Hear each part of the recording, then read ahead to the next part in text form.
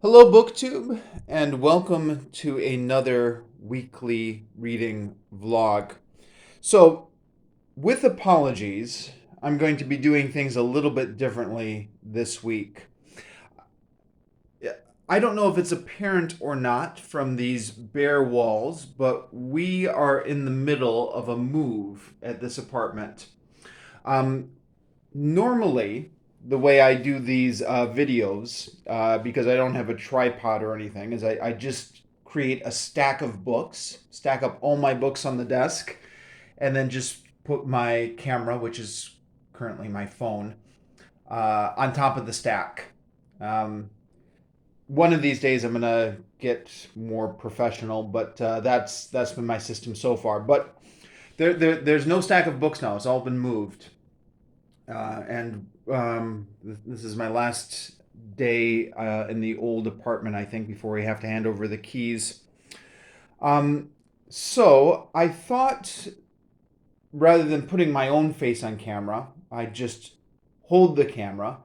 And because it was awkward to hold the camera and pick up the books at the same time, I'm just going to flip the camera around and put the books front and center.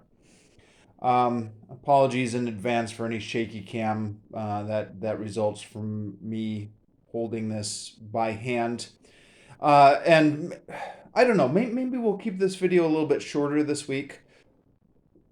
We'll see how it goes, though. I hate to make promises because once I get rambling, sometimes I just get rambling. But these are the books that I am currently working on now. And I regret to say that this week I made no progress at all on the grammar book. Uh, Now, I had previously made a commitment to myself that I was going to try to at least read a couple of pages every week of the books I was currently reading. Don't let a week go by without advancing at least a couple of pages with anything that's on my currently reading list. But, with the move and everything, I just didn't get around to it. And I especially didn't get around to it because I am once again up to the end of the chapter, which means I need to do the exercises with the sentence diagram trees and check them in the back and stuff like that. And I always make way too big of a deal of this. It will only take me 5 minutes once I get around to it, but I need to get around to it. So, yeah. I should mention actually, this book I have really neglected this past year. And it is one of my New Year's resolutions to pay more attention to professional development reading because I've really let that go.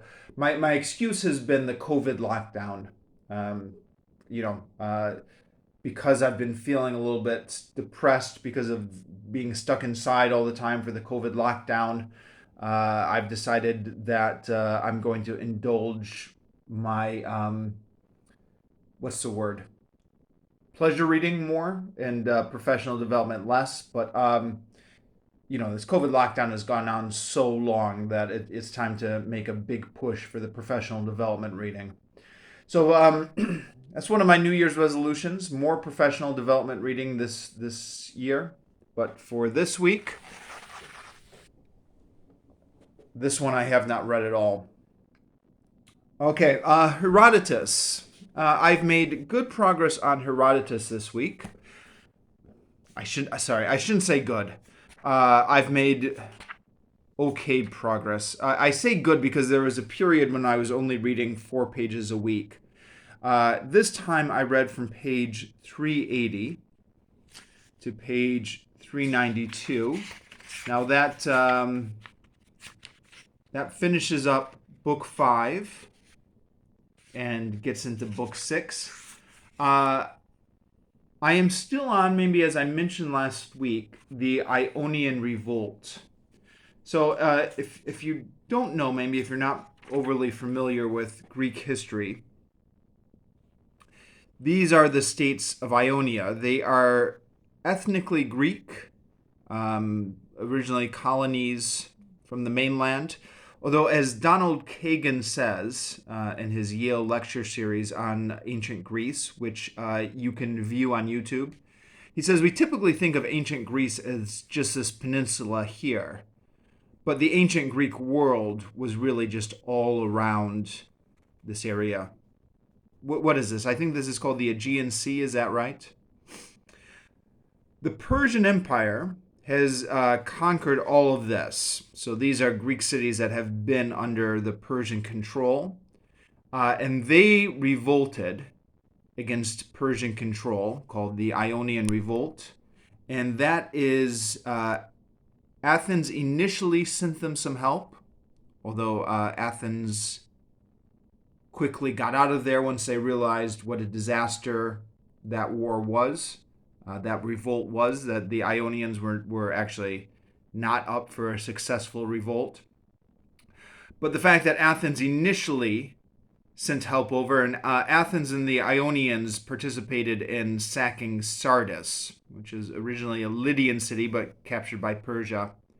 So because the Athens and the Ionians had sacked Sardis, this is something that the Persian king Darius got on his radar and vowed that he would revenge himself on Athens. So this is going to lead into the famous Greek-Persian War that we all know and love, which I believe is going to comprise the rest of this book once I get into it, 6, 7, 8, and 9, I believe. So, as always with this book, there was a lot of going back and forth to the maps and the map index here. The maps in this edition aren't bad, but they are regulated to the back. I believe with the landmark edition of Herodotus, the maps are integrated into the text. If I ever get a hold of it one of these days, I think I would like to do this, the landmark Herodotus as a reread. But anyways, that's reading here for today. The Two Towers. I read this week from page 652 to 682, so 30 pages on that this week. Everybody's seen the movie, right? So it's events that will be familiar from the movie. Gandalf comes back. He's no longer Gandalf the Grey. He's Gandalf the White. They go to the Hall of Rohan, where the king is under the spell of wormwood. And then Gandalf is able to free him from that spell, and then the king makes preparations for the great battle. Excuse me. And that's all I got during this week, is those 30 pages. All right, the complete Stories of Oz, in which I am doing the Patchwork Girl of Oz now. This is, I think, the longest book in the Oz series so far. Most of the other ones have been under 100 pages, and this one is over 100 pages. So I read this week from page 664. Page numbers here are all cumulative. So this is kind of all the stories in the Oz series. 664 to 682. No, sorry. I'm getting my notes mixed up. 664 to page 782.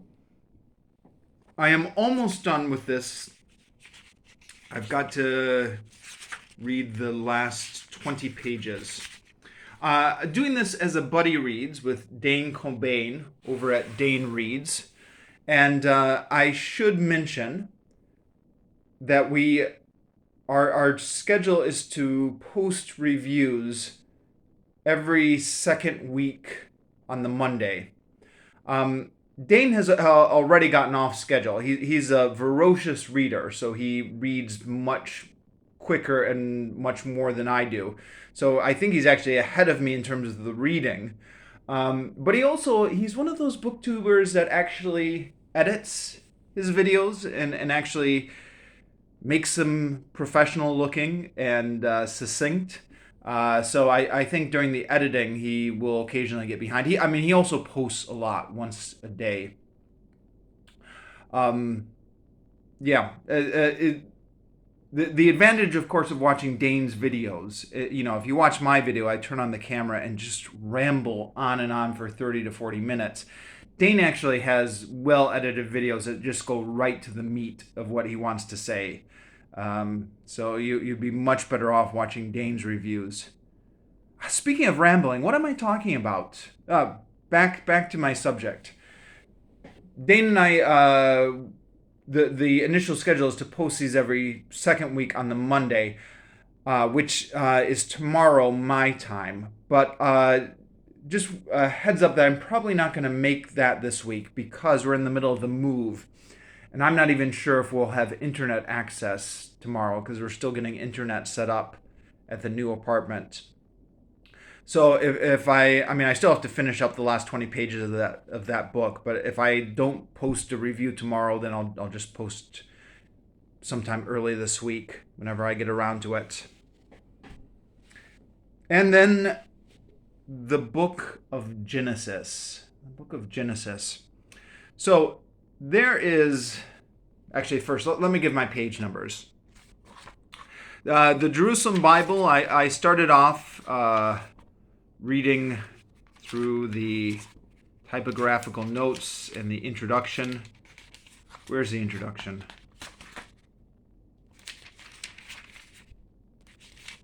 Yeah. Editor's forward to the reader's edition. And then introduction to the Pentateuch. So I read all that introductory stuff. And then on the text, I am up to page 22. Just finished the destruction of Sodom and Gomorrah. Still have to do the origin of the Moabites and the Ammonites. So almost up to chapter 20. Now, boy, there is a lot to talk about here, isn't there?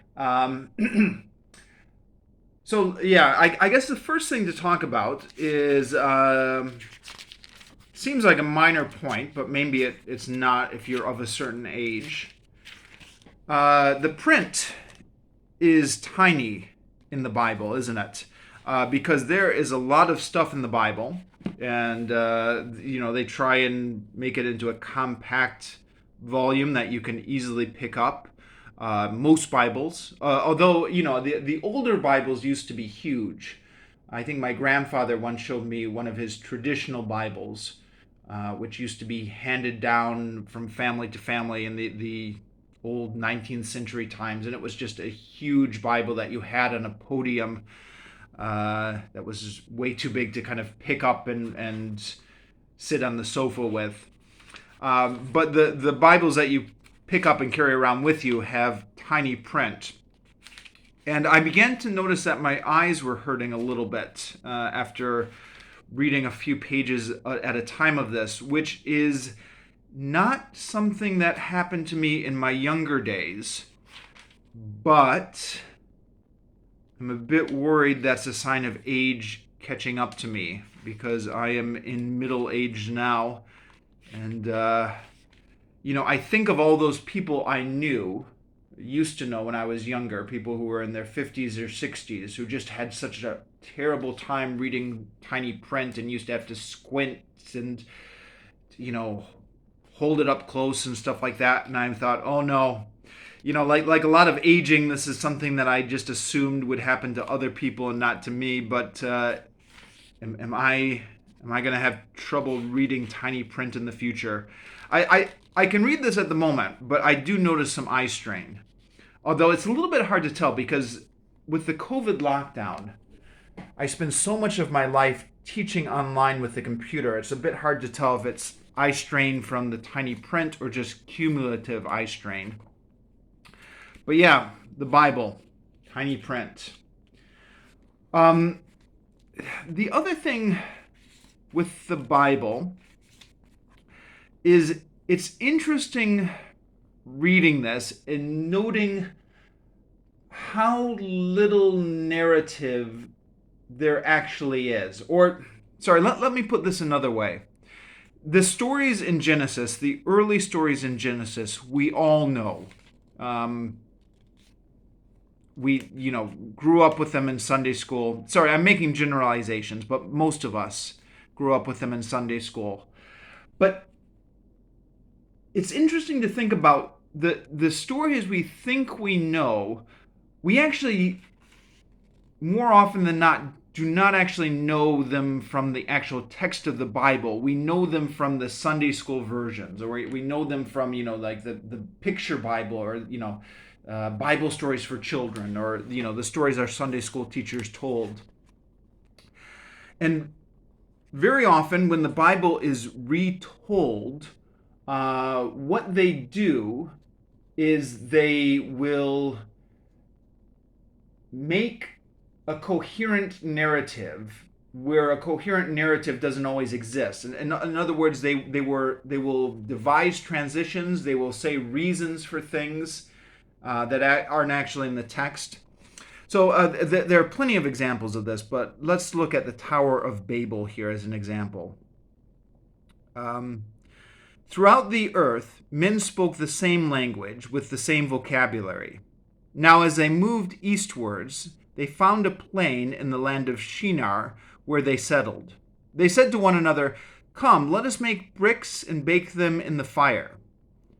For stone they used bricks, and for mortar they used bitumen.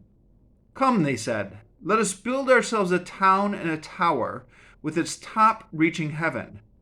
Let us make a name for ourselves, so that we may not be scattered throughout the whole earth." Now, this is a good example here, because when I was in Sunday school, or learning these stories from children's picture Bibles, there were two explanations for the Tower of Babel that were given to me.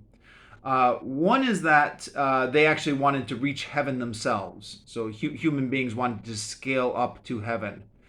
The other one was they wanted to make a big beacon, so that no matter where they were, they'd always be able to look, and they'd be able to see the tower somewhere on their horizon, and then they wouldn't be scattered throughout the earth.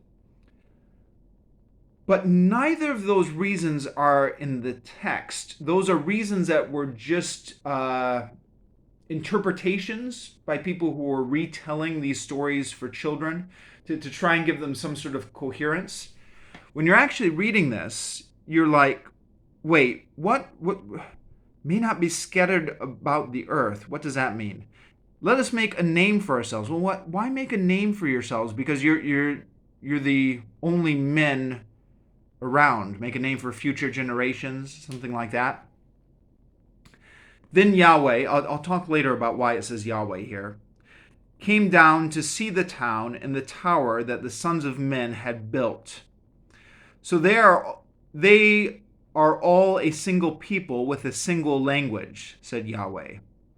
This is but the start of their undertaking. There will be nothing too hard for them to do. Come, let us go down and confuse their language on the spot, so that they can no longer understand one another. So, why does Yahweh confuse their language? Again, when I was in Sunday school, the common explanation was Yahweh didn't want them building this tower and reaching up to heaven, because heaven was God's domain. But here it's just, he says, there will be nothing too hard for them to do. So that's his reason for confusing their language. So that's just one example, but I'm giving that example of something that is typical all throughout this Genesis narrative. The creation stories, the Cain and Abel, let me give examples as I go. The story about Adam and Eve and the forbidden fruit, it's not at all clear in the very brief narrative we have here how culpable Eve was in getting Adam to eat the fruit. A lot of our Sunday school stories will embellish this. Cain and Abel, it's not at all clear why God doesn't like Cain's offering. Again, a lot of the Sunday school stories we grew up with embellish this. Yet, all the way through, there are just things happening where the reason given in the text is just not clear and leaves a lot up to the imagination. And a lot of the things that we think we know aren't actually from the Bible. They're from Sunday school retellings of the Bible. So that's something that's both interesting and maybe a little bit frustrating. Frustrating because you're like, come on. I wish this book made more sense. There's just a lot of things that don't make sense or are left up to the imagination. Okay. So speaking of which, I want to jump back a little bit to talk about Genesis 1 and 2. Because this is interesting. And I said when I started this project that I don't want to have this whole project be criticizing the Bible. I don't want this to be Christopher Hitchens 2.0 or whatever. There are things to criticize. There are tons of inconsistencies and narrative leaps and questionable morals throughout here. But I don't want to get into that because that's a rather boring one note to hit on. So what I want to do is talk about this more as literature. But that being said, there's one major inconsistency that I think is worth talking about. And it's something... Okay, sorry, let me start again. A number of years ago, a friend gave me a copy of the Great Courses series, The History of World Literature, by, I believe the name was John Vaught. I have to look that up. And he, of course, included the Old Testament in his History of World Literature because, you have to. And he said that one of the interesting features of the Old Testament is quite often there would be multiple versions of the same story. And the editors of the Bible, whoever they were, would include both versions of the story side by side. And he said this is pretty unique in the history of the world literature, where instead of trying to create a single, smooth, coherent narrative without any inconsistencies, they're deliberately saying, okay, we have both of these stories from tradition. These stories are too important to disregard one. So we're going to include them both here. And he says, you, the reader, get to decide which version you like, or which version you want to go with, depending on what themes you like to draw out. And I thought that was a really interesting way to view the Old Testament. But and there are multiple examples of this. John Vaught talked about how there are two stories of how David came before Saul, which we'll get to later when we get further on down the Bible in these weekly reading vlogs. But one version, when David came before Saul, David was completely passive and God was doing everything. But there's another version also in 1 Samuel about how David came to Saul's attention, in which David is David is taking his fate into his own hands. So David is making all the moves. So two different versions depending on which version is most interesting to you, or which version you prefer to go to. But the other example he gave was the two accounts of creation. Now in this Bible, the Jerusalem Bible, it's actually labeled here. the first account of creation, the second account of creation. So there are two accounts of creation here. The first account is the famous one where God created the world in 6 days, and then the seventh day he rested. So first God created light, and then he divided the waters, and then he created vegetation, and then he created the animals in the water and the animals on the sea, and then on the last day he created man, and man was the end result of his creation, and God created male and female at the same time. But in the second version of creation, God creates man, and he puts him in the Garden of Eden, and man is all there in the Garden of Eden. But then Yahweh God said, "It is not good that man should be alone. I will make him a helpmate." So from the soil, Yahweh God fashioned all the wild beasts and all the birds of heaven, and he brought to the man to see what he would call them. Each one was to bear the name the man would give it. The man gave names to all the cattle, all the birds of heaven, and all the wild beasts, but no helpmate suitable for a man was found for him. And then, of course, God makes man fall into a sleep and takes one of his ribs and creates woman. So in the second version, man is created first, and then because God feels bad that the man is there all alone, God creates all the animals to be helpmates to Adam, and one by one they come in front of Adam. But Adam, it's not clear who's judging the suitability of the helpmates, whether that's man doing that or whether that's God doing that. But whoever is making the decision is saying, okay, there's no suitable helper for man here, so we need to create something else, and so they create woman. So the contradictions are right there.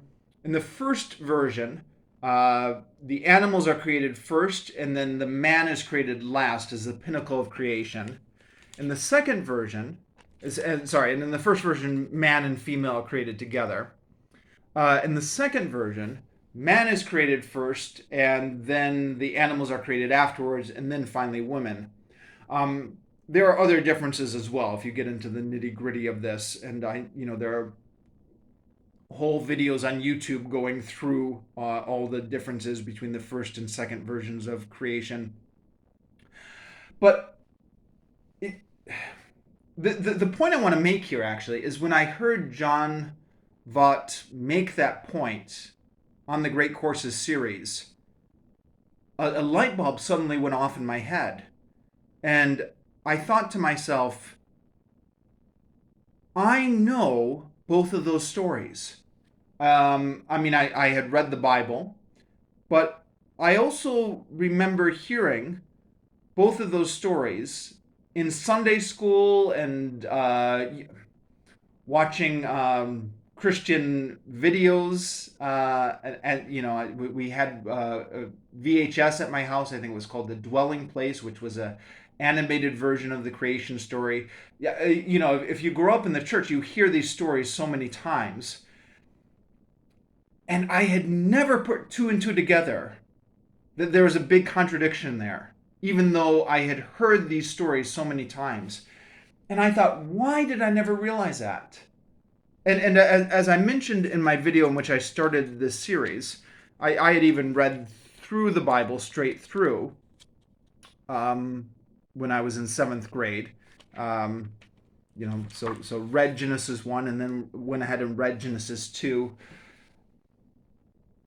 And it's such an obvious contradiction, and I never even realized it. So I guess there are two explanations. One explanation is I'm just a bit of an idiot, and need something blatantly pointed out to me before I realize the obvious. And I'm being somewhat self-deprecating here, but that may well be true. I do have a tendency to not notice stuff sometimes. So I'd be curious in other people's experience, people maybe who grew up in the church and are familiar with these stories. At what point did you realize there was a contradiction in them? Another explanation is that when we read the Bible, especially growing up in the church, we are not trained to look for contradictions. So our mind just switches off. And especially when these stories are so familiar, like the creation stories, our mind just switches off on them. I don't know. Let me know what your experience is with these creation stories. At what point you realized there are actually two different creation stories in the Bible. Now, I mentioned that this version I'm reading here actually highlights the fact that there are two creation stories by labeling them. The first account of creation, the second account of creation. I don't think the Bible I read growing up did that, although I can't remember clearly. But I'm actually reading a different version of the Bible than I grew up with. I grew up with the NIV, the New International Version. I'm reading the Jerusalem Bible for a couple of reasons. The primary reason being this is the version that was in Vietnam. There was also the King James Bible and what else? There was, I think, one other versions, but I had limited choices to choose from in Vietnam. The other reason I wanted to go with the Jerusalem Bible, as I mentioned in the video when I started this series, is because this is the Catholic version. So there are books in here that are not in the Protestant version, like Tobit and Judith and the first book of Maccabees and the second book of Maccabees. And Esther they have starred as well because there's extra chapters in Esther that are not in the Protestant version. Daniel as well has a star because there's extra chapters in Daniel. Baruch. Thought that would be interesting to read the books of the Bible that I had never read as a Protestant. So, yeah, let's talk about maybe the Jerusalem Bible here. It says, I had ordered this online, and after we ordered it, I noticed it said abridged edition, and I thought, oh, geez, I don't want the abridged edition. I mean, if you're gonna make this a reading project, you want to read the whole Bible, right? But it turns out what that means is the notes are abridged. And they explain this a bit here. Apparently, the original version, when it came out, had really comprehensive notes. And then this version is the lighter version. So the first version is for like scholars who want to dive into everything. And this is just for people who are casually reading the Bible. I would have preferred the version with all the notes. But, again, I'm in Vietnam here, so I just get what's available. The choices of books are limited. Now, it's interesting. This was published in the 60s. It's I think the official English translation of the Roman Catholic Church. The Jerusalem Bible Reader's Edition carries the imprimatur of the Roman Catholic Church, and it says they brag that it still holds a traditional, non-inclusive language that appeals to conservative Catholic and Protestant Christians. So, if you don't want your Bible using gender-inclusive language, this is the version for you. Sorry, I'm making fun of that a bit. But I've got to say, even though I generally consider myself on the left generally, this is maybe one time where I'm actually with the conservatives on this one. If it's not gender inclusive language in the original text, then the translation should preserve that meaning. I mean, I understand nowadays we want to be gender inclusive, but you can't go around changing the ancient texts. But anyways, the point being, they market themselves as a conservative Bible, the choice for Roman Catholics and conservative Protestants. But then the notes here are very interesting because the notes are making use of modern biblical scholarship, which is including things that, well, let me give you an example here. So I grew up studying the Bible in Christian schools and Sunday schools and was taught that Moses wrote the first 5 books of the Bible. Genesis, Exodus, Leviticus, Numbers, Deuteronomy. This is something I was taught in Sunday school and in my Christian schools. Now, modern scholarship has shown that there's no way that Moses could have written the first 5 books of the Bible for a number of reasons that I do not have time to go into here, rambling on way too long. And that it was written by 4 different sources. There's 2 ancient sources. One is called the Yahweh source because it refers to God as Yahweh. The other is called the Elohim source because it refers to God as Elohim. And these 2 older sources are being edited during the exile period or the post-exile period by the Deuteronomistic historian and the priestly source. And that's what modern scholarship has shown about the Old Testament narrative.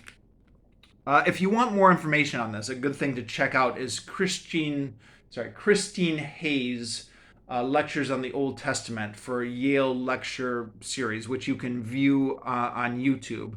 So it's one of those Yale open courses where they take all the lectures from a Yale course and put them up for free on YouTube, and you can watch them, her courses on the Old Testament. But when I found out about that, when I found out that the scholarship was overwhelming that Moses did not write the Pentateuch, I felt like, those Christian school teachers and those Sunday school teachers, they lied to me. I felt like I was finding out something that was subversive or some new information that was not there. But here it is in a conservative Catholic Bible, right up front, right in the introduction, and then they go all the way through it. Well, sorry, not all the way through it. But the first account of creation, and they have here ascribed to the priestly source. See introduction. And then the second account of creation. The second account of creation from the Yahwistic source. See introduction. So they are embracing here what is known as the JEPD theory. It's called JEPD because it was developed by Germans. So I guess J stands for Yahweh in the German language. Now I think in the NIV, the version I grew up with, the way the translators dealt with the different names for God is Elohim was translated as God, and Yahweh was translated as Lord. So if you look at, if you have the NIV or whatever translation you're using, check that the name for God in Genesis 1 and the name for God in Genesis 2 should be different. Translating one as God and one as Lord, I think, is common. Here they're translating it just as Yahweh, which, I think is literally what the text says. So that's probably a better translation. Although the potential problem is that Orthodox Jews are not supposed to see or read the name Yahweh, which perhaps means that even by making this video where I'm pronouncing the name, I'm offending Orthodox Jews. Apologies about that. It's in the text, not my fault. Yeah, and then it goes all the way through there. I mean, the other interesting thing is that the Elohim God quite frequently makes use of the plural. So here we go. God said, "Let us make man in our own image, in the language of ourselves." So who is us and our and ourselves here? So there's actually a note here. It says, perhaps the plural of majesty. The common name for God was Elohim, a plural form, but possibly in the plural form implies a discussion between God and his heavenly court. So I've heard explanations of this. I forget where I heard this from, but these plural forms are a holdover from an older mythology in which it was polytheism before Judaism evolved into monotheism. This note here, if I'm interpreting it correctly, posits three other explanations. One is that it's like the royal we, just like the Queen of England calls herself we. The other explanation is that Elohim is just a plural noun, the way like scissors or glasses, like where are my glasses? My glasses are here, are just always in the plural. And then the other explanation is that he's talking to his heavenly court, which presumably is the angels, although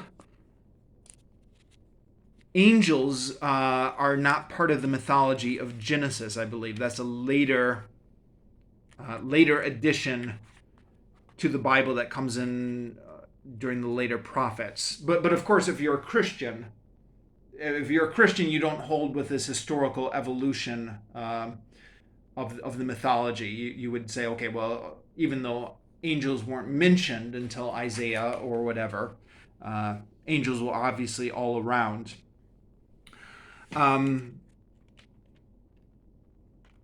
Yeah, so boy, there is so much to talk about, isn't there? I could really ramble on and on about different things here. Well, you know what? Why don't I just ramble on and on a little bit more? So Cain and Abel, the descendants of Cain. The descendants of Cain is a little bit interesting because there's just these bizarre stories which don't seem to go anywhere. So there's talking about the descendants of Cain, and one of them was Lamech. And Lamech said to his wives, Ada and Zillah, hear my voice. Lamech's wives, listen to what I say. I killed a man for wounding me, a boy for striking me. 7-fold vengeance is taken by Cain, but 77-fold for Lamech. And that's just the end of the story. So you're like, okay, what are you supposed to get from that? And I think I looked this up on Wikipedia or something like that. And there are a couple of different Lamechs in the Bible. But the Lamech being referred to here, they call it, I think, the curse of Lamech or the vengeance of Lamech was like an expression. And Seth and his descendants, number of different interesting little similar stories like that about them, which it's unclear where the stories are going or why they're in there. And then I think maybe my favorite part of the Bible, at least my favorite part of Genesis, is here, the sons of God and the daughters of men. I love this because it's so bizarre. It said, when men had begun to be plentiful on earth, and daughters had been born to them, the sons of God, looking at the daughters of men, saw they were pleasing. So they married as many as they chose. Yahweh said, my spirit must not forever be disgraced in man, for he is but flesh. his life shall last no more than 120 years. Nephilim were on earth at that time, and even afterwards, when the sons of God resorted to the daughters of men and had children by them. They were the heroes of days gone by, the famous men. So Nephilim, I think, translates into giants, or at least this is something else I looked up on Wikipedia. Elsewhere in the Bible, when Nephilim is used, it refers to giants, like when Joshua and what's the name, Caleb, report that there are giants in the land of Canaan. I think they're using the word Nephilim. It's confusing here, where it says Nephilim were on the earth, and you're like, okay, well, who is Nephilim? Is that referring to the sons of God, or is that referring to the children from the sons of God? And this is another thing. I looked this up on the internet. I went back to the NIV translation, which I found on the internet, which was a translation I grew up with, and it's equally as confusing in the NIV translation. And then I went to Wikipedia, and Wikipedia said, yeah, it's confusing in the Bible who Nephilim is referring to. So I guess even in the original Hebrew, who Nephilim is, whether it's the sons of God or whether it's the children of the sons of God and the daughters of men, is not clear. It's also not clear if this leads into the flood. So the next one, Yahweh saw that the wickedness of man was great on the earth. So is that because of the Nephilim on the earth? Or are we now in a completely different section? You can see the way my Bible has broken this up. The Jerusalem Bible, chapter 2, the flood, this is a different section. But then the ancient editors put this all under chapter 6. Sorry, I say the ancient editors, but it occurs to me now as I'm talking, I don't actually know who divided the Bible up into chapters. When did that happen? In what age? Now, the flood part contains a number of different contradictions, where it looks like the same thing is happening over, and it's not clear whether it's 2 of every animal or whether it's 7 of every clean animal. Christine Hayes, again, in her lectures on the Old Testament, talks about this as an example of contradictions in the text and an example of things being repeated twice in slightly different versions, even within the same chapter. And she uses this as an example to explain how scholars have devised the source theory for the Old Testament. I won't go into all that because she explains that in her videos. But I will say that having listened to Christine Hayes's lectures on this, the different contradictions jump out at me more, I think, than it did when I read this when I was younger.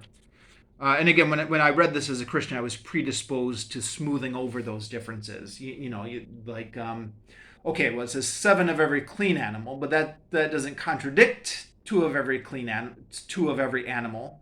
That's just an addition to it, that kind of thing.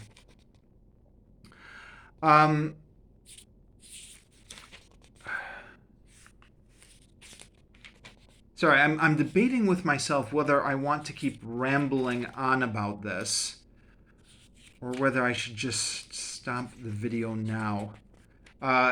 There is a lot more to talk about here, but I don't want to ramble on forever. Maybe I should just stop the video here, huh? I've rambled on long enough. I've talked about some interesting stuff in the first few chapters of Genesis. There's more interesting stuff to talk about, but I'll be here all afternoon if I try and get into everything. Let's just stop the video here.